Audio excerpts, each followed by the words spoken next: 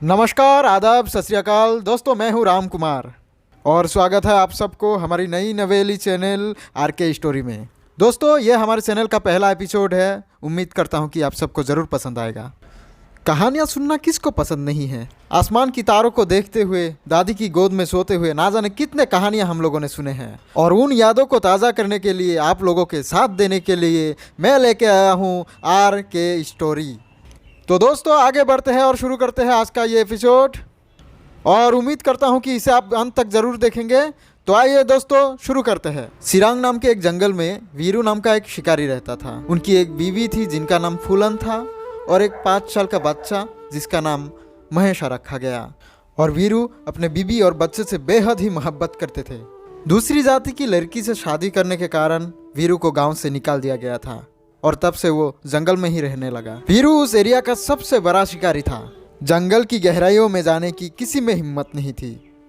सिर्फ वीरू ही एक ऐसा शिकारी था जो जंगल के बीचों बीच जाकर शिकार ढूंढ के लाते थे।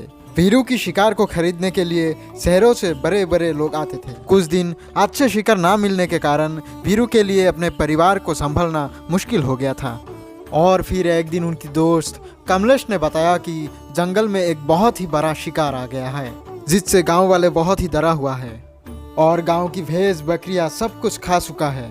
और इसे सुनने के बाद वीरू मन ही मन बहुत ही खुश होने लगा और सुबह की शिकार के लिए वो तैयारियां करने लगा। रात को पूरा गांव सोया हुआ था, जंगल भी शांत थी, मगर वीरू पूरी रात जगा हुआ था।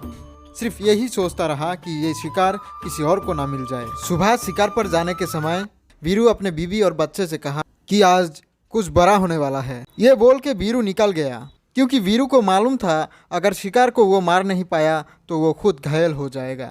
जंगल की गहराइयों में जाने के बाद वीरू को कुछ महसूस हुआ। उसने अपने हाथों में बंदूक लेके छुप गया और शिकार का इंतजार करने लगा। शिकार को भी ये पता लग गया कि शिकारी आ चुका है और वो पहले से ज्यादा खूंखार होने लगी। और बहुत समय के बाद दोनों आमने सामने हो गया। वीरू बंदूक से शिकार पर निशाना साधा और शिकार शिकारी को देखते ही तेजी से आगे बढ़ा और वीरू की गोली जाके शिकार के सर की आर पार कर दिया और शिकार उधर ही गिर पड़ी। वीरू घबराते हुए शिकार के पास गया तो देखा शिकार के आंखों में आंसू थे और वह वीरू की ओर देख रही थी। बंदूक की आवाज सुनकर जंगल की गुफा से शिकार की एक छोटा सा बच्चा निकाल आया।